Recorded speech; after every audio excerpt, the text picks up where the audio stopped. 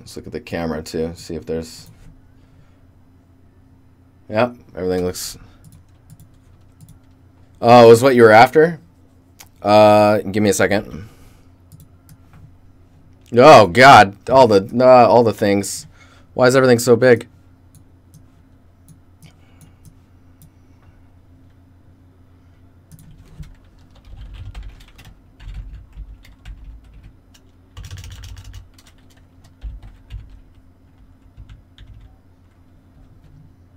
All right.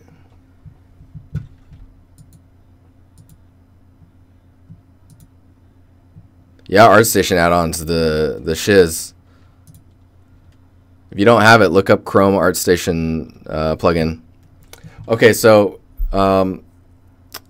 Fosco, if you need to look back at that, just go into my VODs on my channel.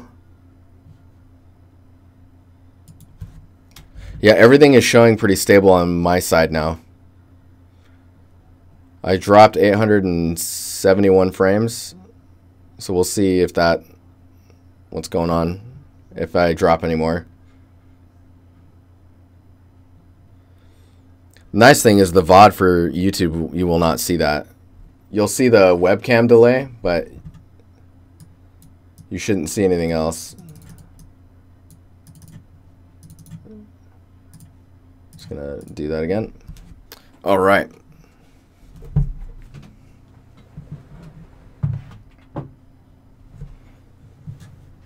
Oh, I almost forgot about this.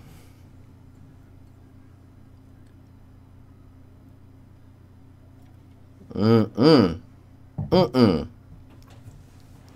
Lorg, you're looking at playing with 3D again, huh? That's exciting.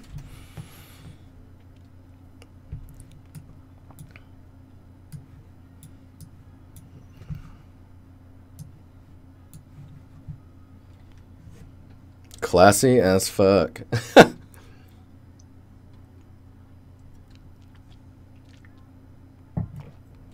It's delicious. Scrumptious. All right, so I wonder if we're going to hear that drill sound in the wall again. I honestly have no idea what it is. It keeps happening. Oh yeah, this thing's new. Still getting used to that. So I went ahead and, I don't know if you see the goal down here is to help me pay for my Moto subscription, but that's the next thing until I can come up with something better.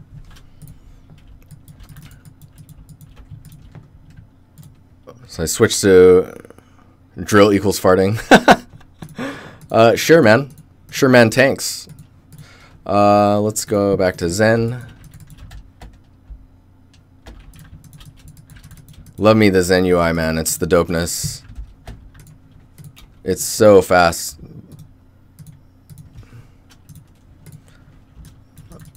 Okay, so last time we were looking at the grass.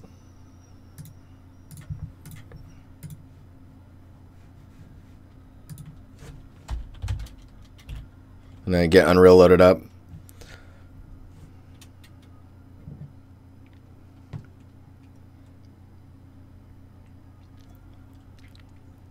Oh, this wine's good, man. Some nice old red. Okay, well that's loading up. Let's open up. Oh, I don't have any recent. Oh man, what's happening? Oh man, I forgot about this song.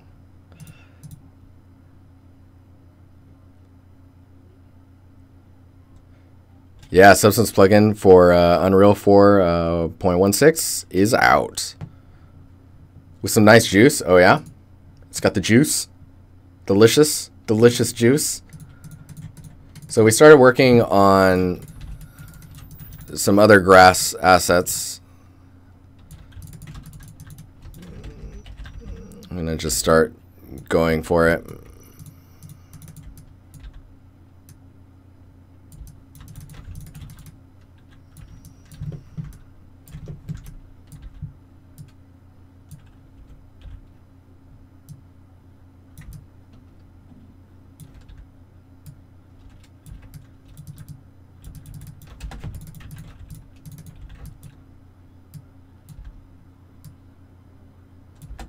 Dude, this part of the song's sick.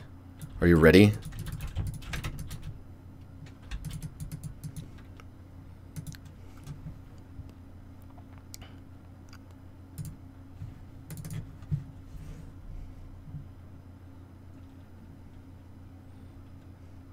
Sell your house. All you need is... Dude, I don't own a house, man. That was another donation idea, was to get a house. We'll be here all day, though. If it's like, dude, I'm going to do 24/7 stream till we get a house, guys. That would not roll well with Karma or Amaru. It's a bad idea. I'd probably die. We don't want that happening. Alright, so I'm going to open up the gem. So the gem is the file that I'm testing all of my assets in. Just seeing how they interact with each other. Pardon the frame rate drop in Unreal. So we started working on grass, and then we got some other grass assets that we can place. These guys, which are just like, I need to do some snap rotating. Whoa.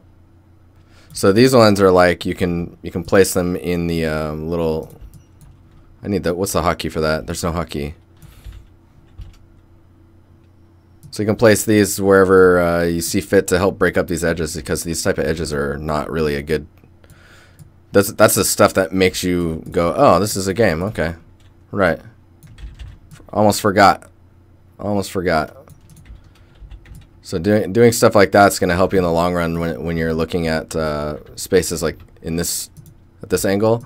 Like obviously, like having the grass larger would probably be good, but for scale reasons, we're going to keep it rather small. I think that one's really small. Let's check this one out. This one I think I scaled up. Yeah, I scaled this one up a bit.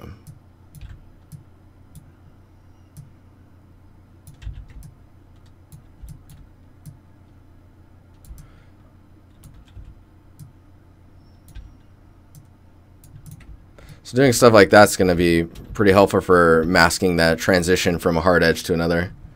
Bigger means better. Easy there. Easy. Yeah, if you go Alt 1, 2. This one's really nice. If you 5 detail lighting, so it'll get just your baked lighting and your detail and your normals and your mesh with no color and stuff like that. This one's actually really nice for just understanding how your materials and stuff are working out. Detail lighting. Gotta get that deep lighting. Deep. So, So the other thing we've made is just this cluster. And if you scale this, you can get the grass taller if you want. We've got some motion on it now. Putting motion on grass is like way easier since the last time I had to do it. It's pretty funny. So see, what I'm doing is as you go further out, you just lower the grass. What is that madness? Oh, you're hosting me. Oh my God, Kyle.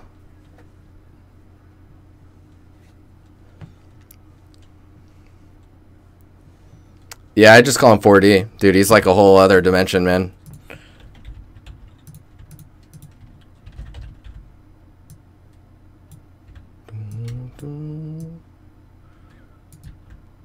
So see, in the middle, the grass is taller, and then these outside points, we can lower those bad boys.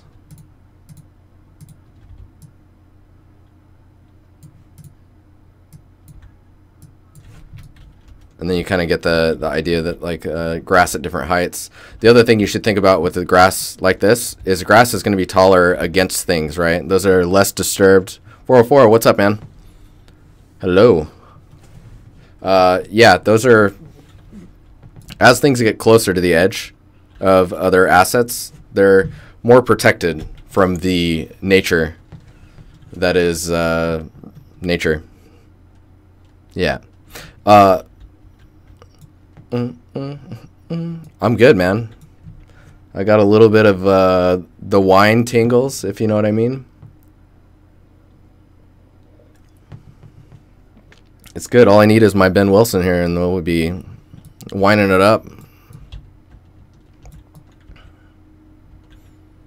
Anywho, so. Ugh, fancy.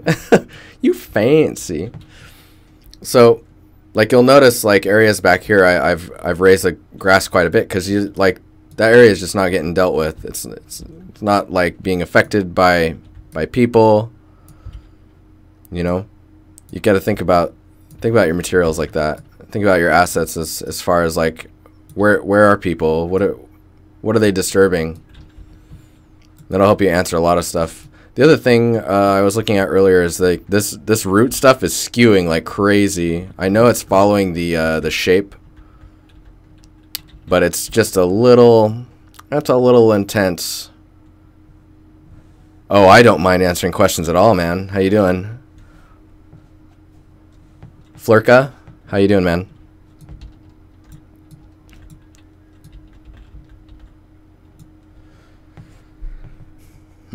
Okay, so I'm gonna get started on some more stuff. Maybe I'll fix those. I'll fix the vines later. We need to get some other grass stuff going. Am I thinking about using the vegetation tools in UE4? I mean, I could do that.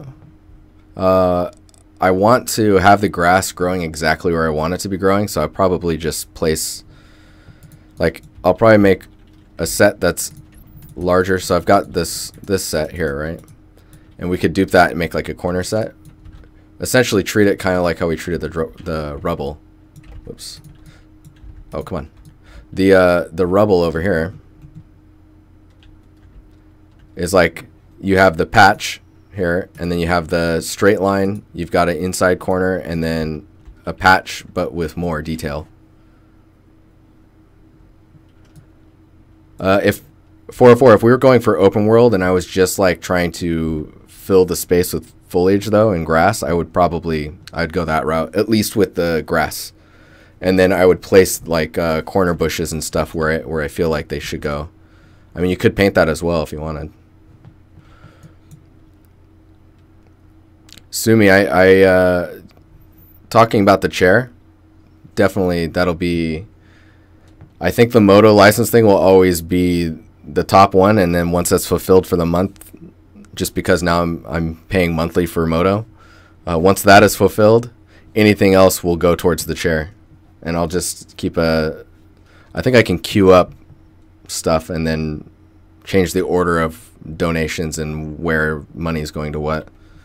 All right, so the question from Flirk was, now 16 and college starts in September. I'm going into game dev in UE4, but I don't know where to start.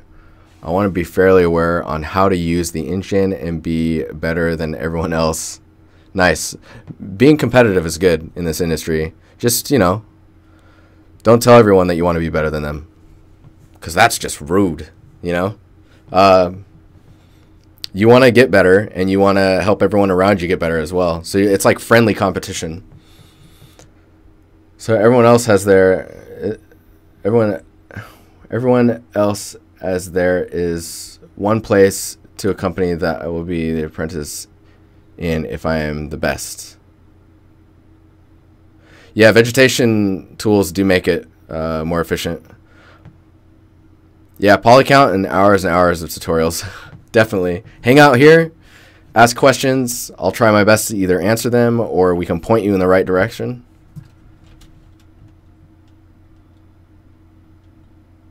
Ilya, what's up, man?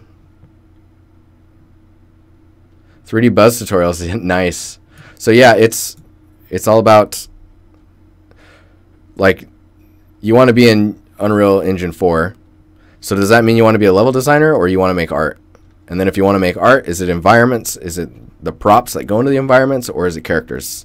Because specializing into one of those categories, one of 3 categories for the art side of stuff, like there's weapons artists and stuff as well.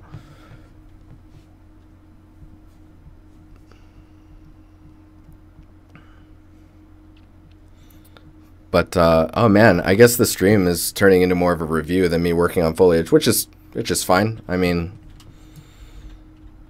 these are good questions you guys are asking.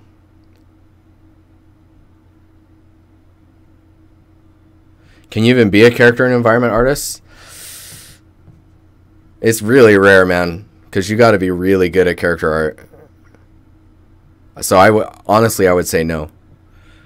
So Barbarian asked, can you quickly explain how you made the small rubble on the mesh with broken off bricks? So you're talking about these guys. Bob, what I should do is point you to the Flurka, thanks for the follow, by the way, in Kunal.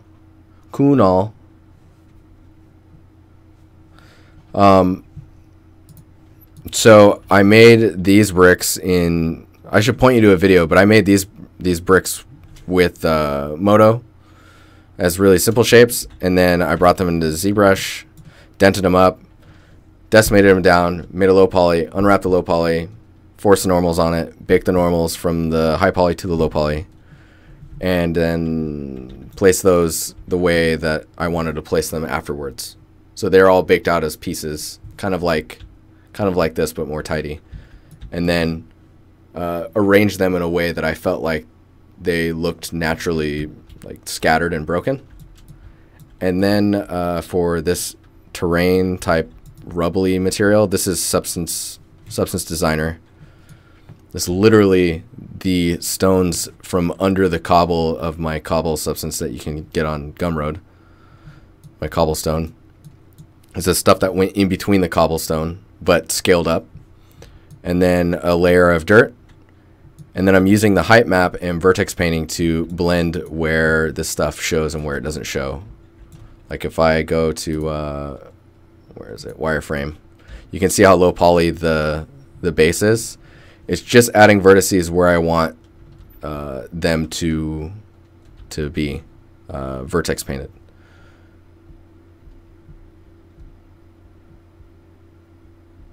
I got a Gumroad with one thing. I need to add some more stuff in there. So there is that. Is Lightbulb back? I'm still dropping frames. I can see it. Anywho, for anyone hanging out that's new, thanks for hanging out. I do this Monday and Friday for about 2 hours, and we do critiques at the end of each one. On Friday mornings. At the beginning of Friday's stream, I do a portfolio review.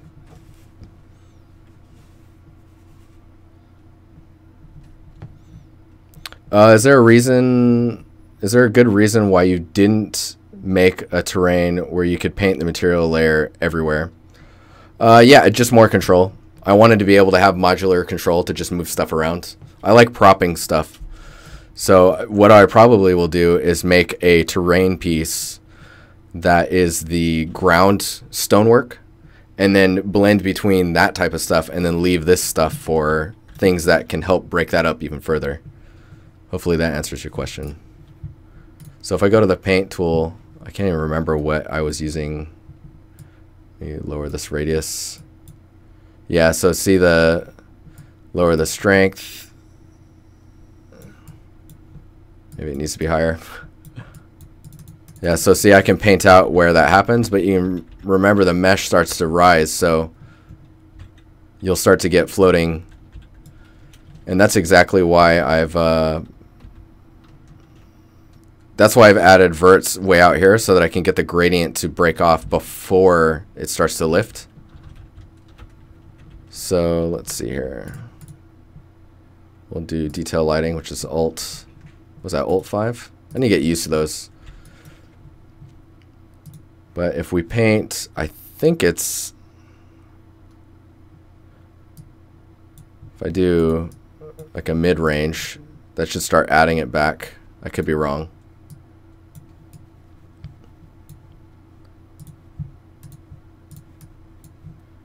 Oh, maybe it's a color. Maybe it's red. I've forgotten what the... I'm going to have to look at the material. Oh, there we go. I didn't have it selected. So let's lower that. So when I paint red, it paints it all back so you can see the edge of the mesh. And then the more red I go, I believe is how I set it up. No? Maybe it's way up here. Yeah. So then I just paint the edge away. And we're halfway there. And then I just want to paint some more further in. And see, now we're getting like the little pieces. Maybe I want to bring some of it back. So it's still subtracting, so we need to go even further down. I need to save those colors as like a preset, so I have like a range that's under control. And then this backside I don't really care about because it's going to get pushed like over here. It gets pushed into a corner, so that doesn't really matter all that much. And there's a edge there, but whatever. Whatever. Height blending is sexy, dude. Height blending is always sexy.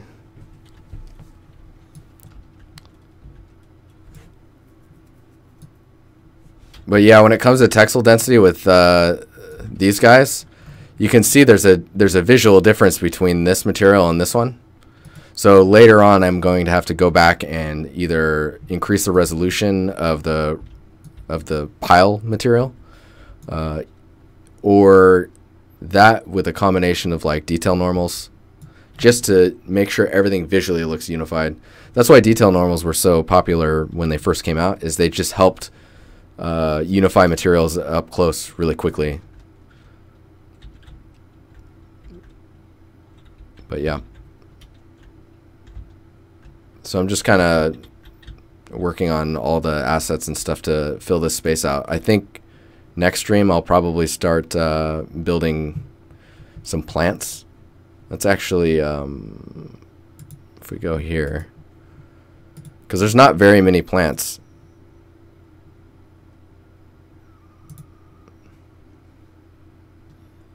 How's the stream doing? Is the video still sunk and all that stuff?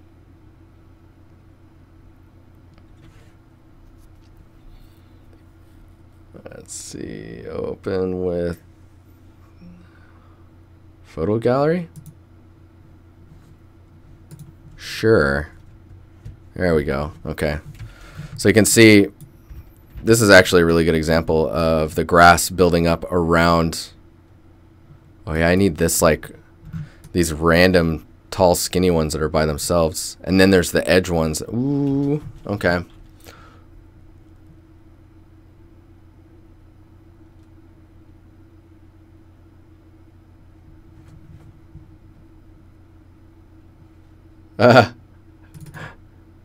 We'll just do this, reset it a little bit. So you can see that there's this little grass here right on the edge that's tall, and then there's some random ones in there that are real tall.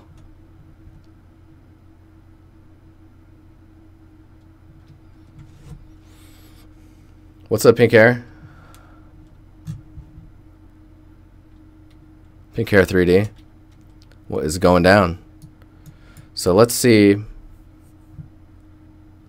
So when you think about grass, the way that you see it here, there's also these like little micro bushes with little leaves and stuff. After 2 months, I finally accepted Reed's friend request. Advisable, you're so friendly. Let's look at that, actually. So if we take, oops, we need to exit out of that. So if we take this mesh, oh, we'll just do this.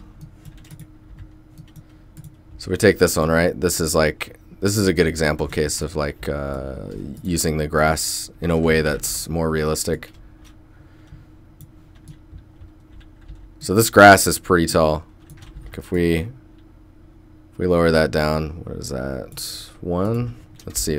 So this is the actual height of the grass, as far as the mesh is concerned. If we dupe this around, oh jeez, that's gonna be brutal. And go over here. It's gonna be easier.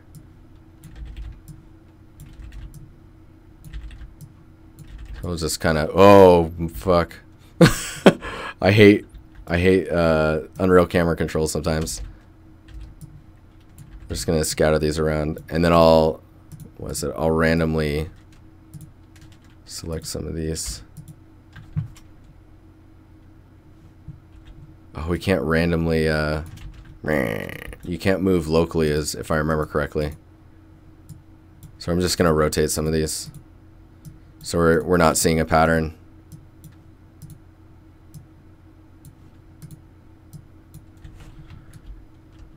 And then close to the rocks, we're getting taller grass. So let's grass. So we'll just drag one of these guys out. It's gonna like place that in here and do something like this. Maybe we'll skew it a bit as well.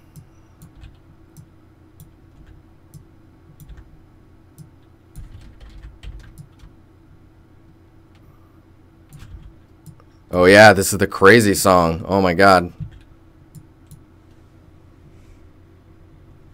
If I click the globe, where's the... Talking about this? Ah. Control and Alt. Wait, what?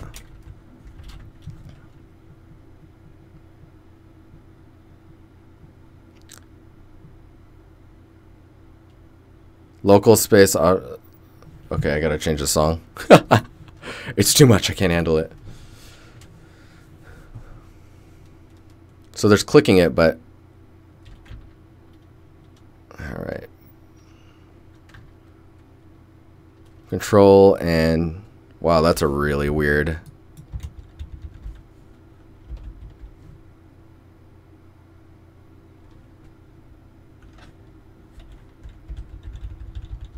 Huh. Alright, well that's local.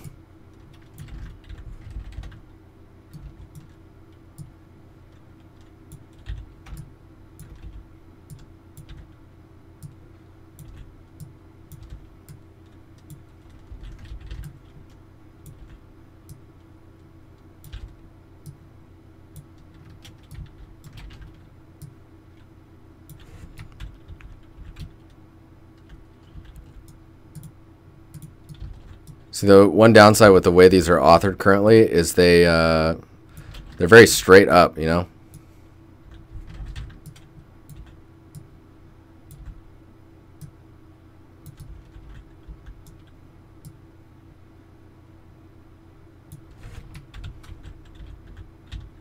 So that's much more natural in the way that it's just kind of reading, which is kind of cool looking. Let's do some more of these around.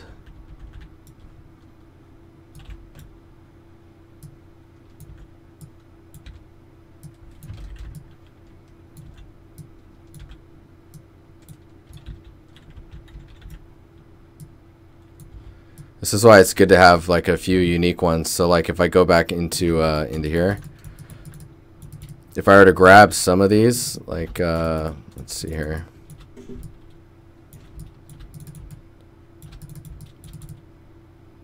Let's make sure I'm getting... Actually, we don't need this one. So if I grab this one and make a new file, paste these, and put that here.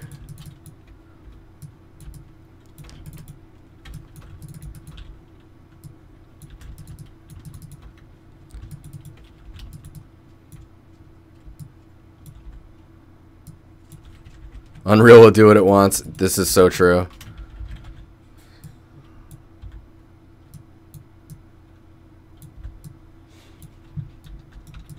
Okay, so what I've done is I'm making some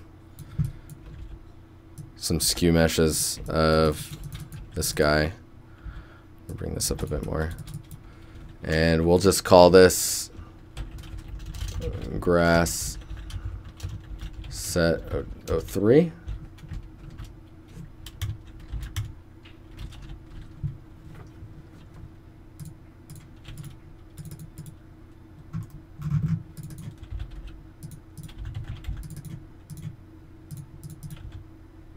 We'll just save a FBX out, call grass set 03.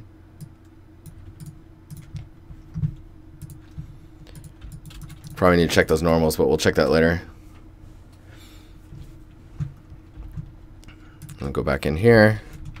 So we're starting to get that kind of, that look that I'm interested in imitating, which is good. This is good.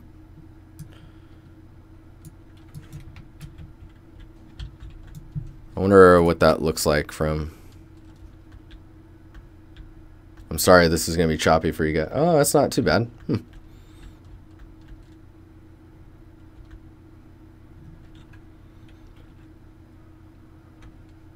What's the hotkey for ejecting? Because right now I just do that and then I click eject.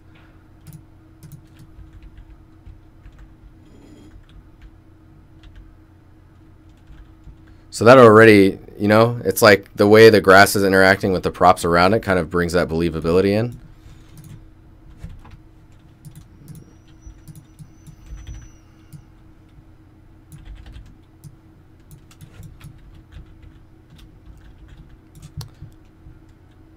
It's escape. Well, I mean, if you're playing, so see I'm playing.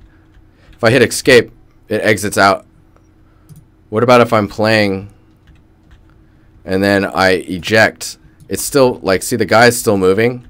The game is still running technically, and the guy's just chilling here with his blank stare.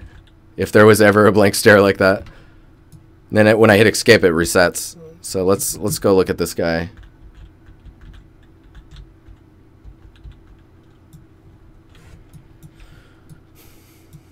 Alt P.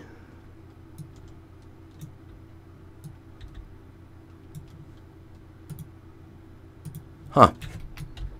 I have to look at that closer. Okay, so we got these guys. Let's get that other grass set in here. I need to quit slouching, man. So bad. And then I'm like at the bottom of the camera, like, hey guys, how's it going?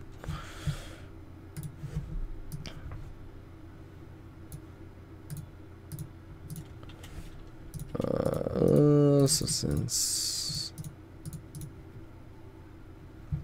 let's go meshes grass 3. Some reason my skeletal mesh is always checked. I need to look into why that happens.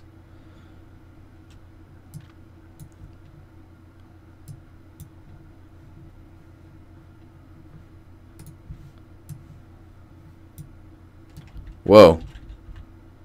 Oh, I'm like, what the hell? That's cool. That's cool. Grass. Go back up to the top here. We'll open up this guy. And so we already got some weirdness, which I'm gonna have to look at. So let's go ahead and save that. I'm gonna do that, and then I need to solve what's happening.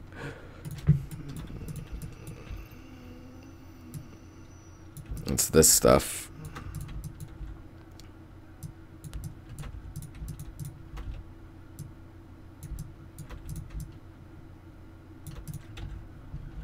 I'll just save that, and then we'll re-import. There we go. All right, so can move this into place. So this one, like, it's gonna be tucked in there, right? But we can scale this up, make it pretty tall, and we can kind of place. Oh, we can place those wherever we need. Ah, oh no.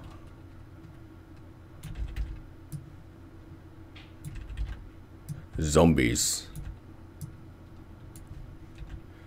So the other thing is, because it's in a single localized area, we can like rotate that stuff around.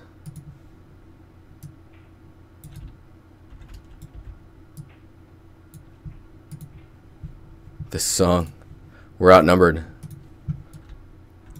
Go and chill. So this is like super hand catering this stuff, right? There's a little hardcore. And then with the scaling, you can get some blades that are a little, like the blades are now starting to get a little too large. So you can build these into a blueprint so that you can control which set is where.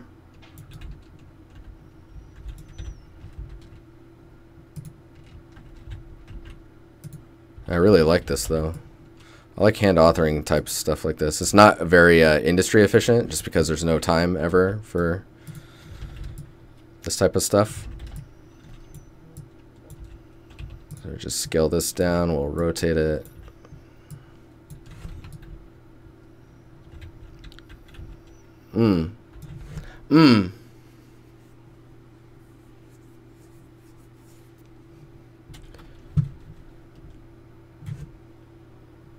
Oh yeah, so asking a question with @ on me is going to make it easier for me to catch it. Because when chat's moving really fast, it's going to make it easier for me to see.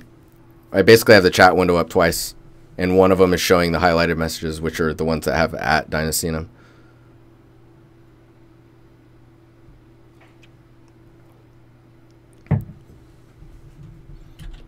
Yeah, because you could build a blueprint. Like I need to look into blueprints because I'm just not familiar with them. Maybe we'll do a stream where that's what I'm doing. Because like if you're familiar with blueprints, you can do a lot of stuff.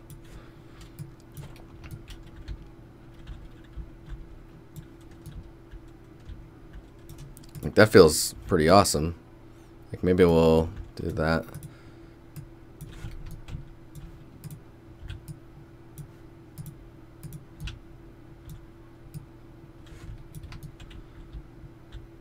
So that feels awesome. I'm like, Well, you do have a large question. Look at all those words. Oh, Sumi, I always forget that you're teaching.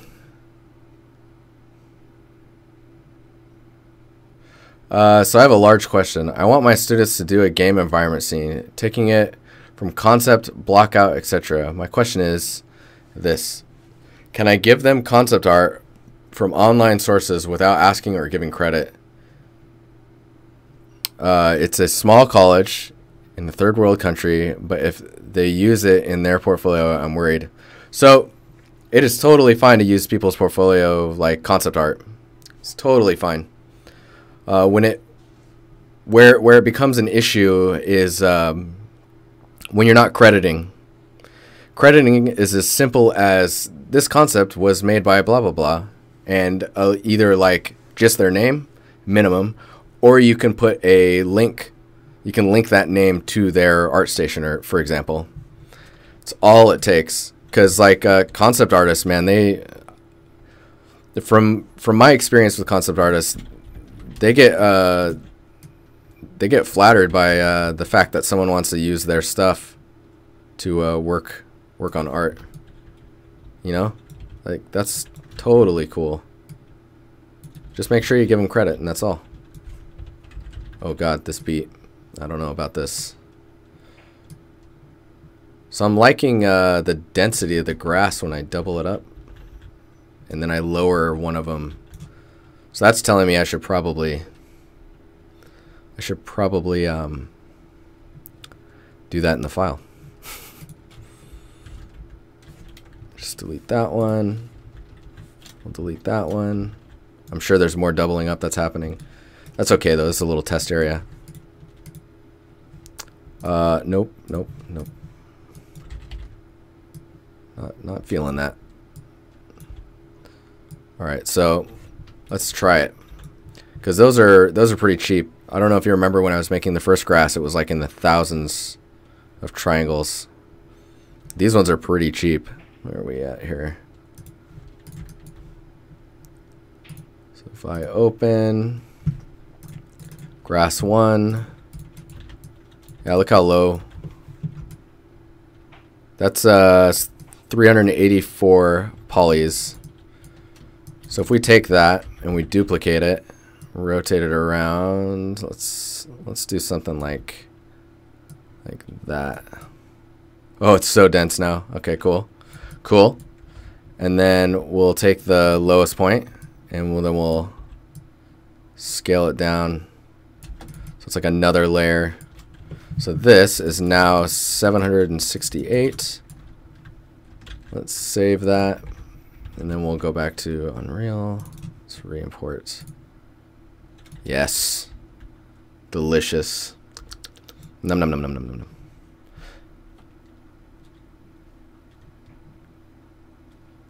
No problem, Simi.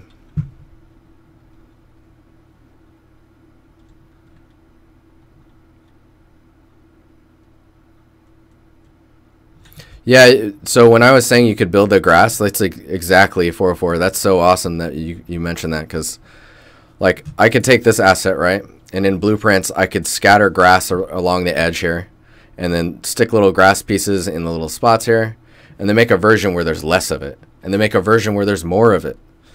And then I can set up the blueprint to randomly choose between those every time I move it. Or like look at the world space position, and every time the world space changes, it just randomizes the seed between those three. Then you're like, it's almost like you're auto propping. You're adding variety without doing too much.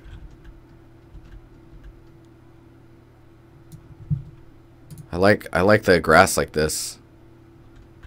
Look, it's so small from here. Ah, that's funny.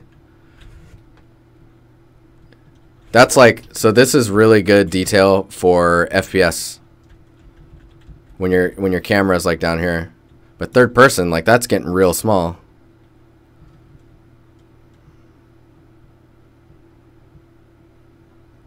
Yeah, man, Houdini plus blueprints, and you're like, with Houdini plus blueprints, I could do this.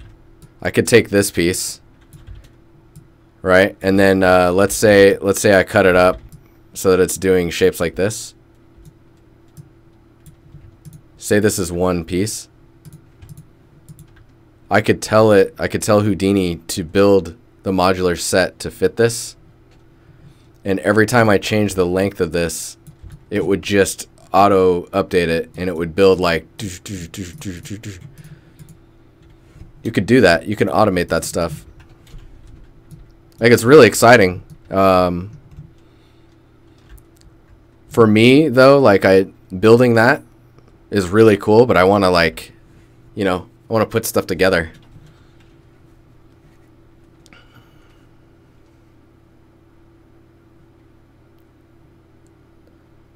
Third person to first person, yeah. The angle is definitely different because you get way up here, and the FOV like basically shrinks everything. The other thing we could do is maybe I'll look into it and setting up the grass so that as you scale it up, it gets lighter on the top. So the more it goes up, the lighter the grass gets, so that it really pops from the rest of the grass.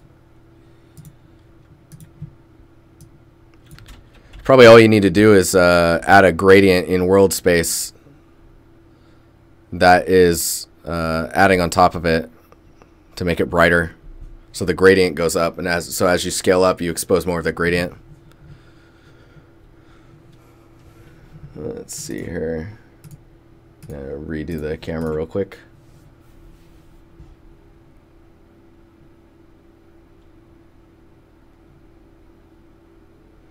Yeah, so that approach, the procedural idea of like randomizing and building accordingly, that's like authoring procedural.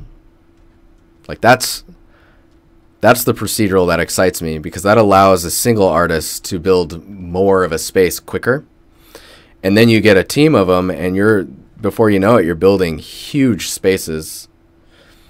What I really want to see is building those type of systems for NPCs, and like having level designers being able to utilize that kind of systemic procedural approach. That stuff's super exciting. That's where you start getting games that are so dense with just stuff happening. Like, oh, if you're on this street corner at this time and this, like this guy will show up and he'll give you this quest, but it's only at this specific time. Or if you like shoot a gun in this area, it'll trigger this and this. It's like a very living, it fakes that living system, that living layer of reality that is in reality but is not in games.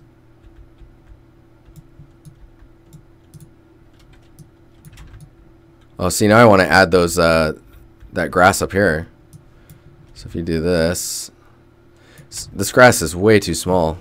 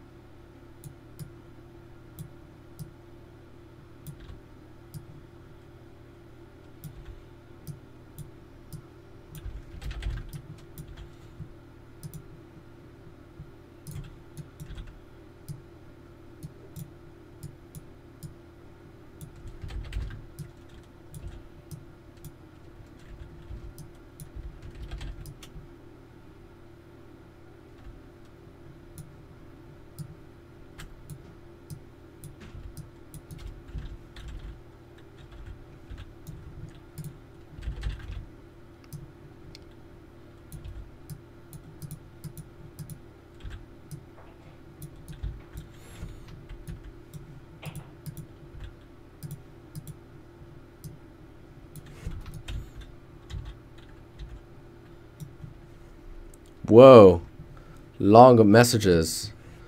Let's see here.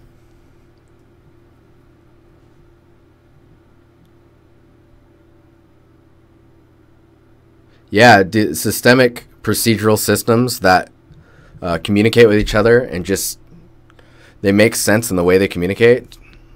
It's good shit, man. It's good shit.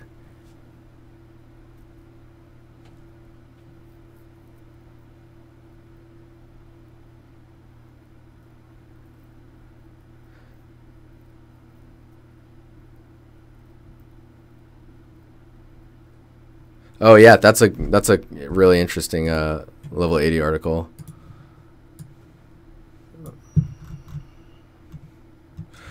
Oh yeah, this artist is awesome. The one who Anastasia Apara. She has a Gumroad if you have not seen.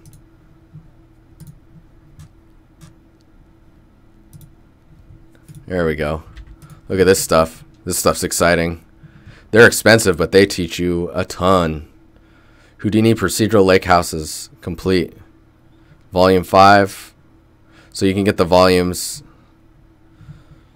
I'll paste this to you guys. This needs to actually go in the vault.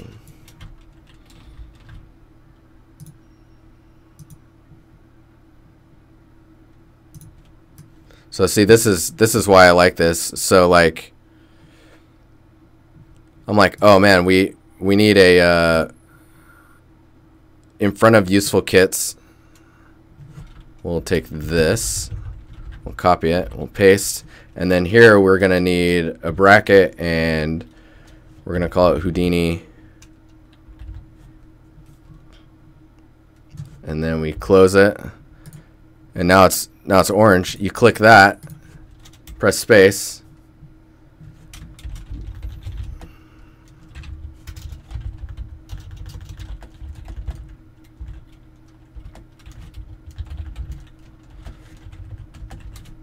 oops, and then put the money sign so that people know it costs. Go here, where'd it go? Check it out, tutorials here, click that, space, paste. Now it's there. There is a link to that hub. It's in the Discord, but you can also go. You can go here. So the grass thing you did gave me an idea. I just made a pretty cool shader that uses world position offset to change the grass height based on vertex color. Yeah, dude, exactly. Exactly. Tanks. All the tanks. No problem, dude. No problem. So it is 8:24. I need to get to your guys' stuff. I will be right back. I'm gonna get that stuff formatted, and we're gonna plow through that and make sure you guys get any information you need. I will be right back.